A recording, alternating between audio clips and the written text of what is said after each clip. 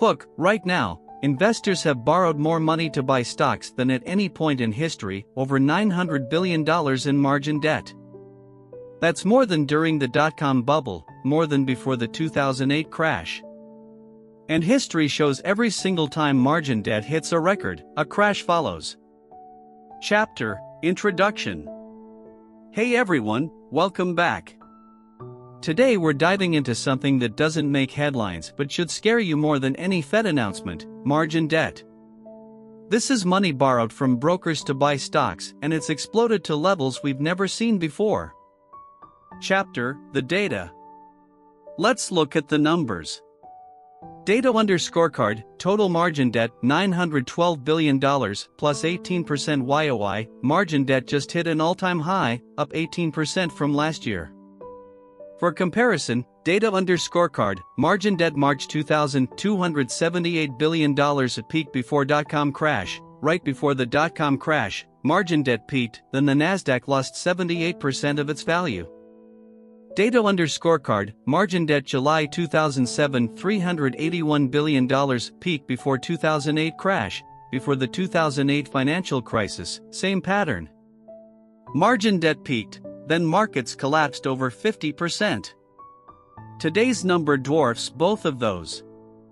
Data_card, S&P 500 PE ratio 28.5x, historical average 16x, and this is happening while valuations are already stretched. The S&P 500 trades at 28.5 times earnings versus a historical average of 16. Chapter: Analysis. Here's why this matters to you, even if you never use margin. When investors borrow to buy stocks, it amplifies gains on the way up, but it turbocharges losses on the way down. If stocks drop just 20 to 25%, brokers issue margin calls, forcing investors to sell not because they want to, but because they have to. That forced selling creates a cascade: prices fall, more margin calls trigger more forced selling. This exact mechanism turned corrections into crashes in 1929, 2000, and 2008. Data_card, 1929 crash impact, minus 89%, peak to trough, margin fueled. The 1929 crash, largely fueled by margin debt, wiped out 89% of market value.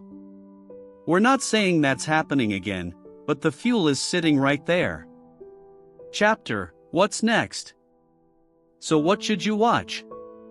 Keep an eye on FINRA's monthly margin debt reports. Rapid unwinding is often the first sign of forced selling.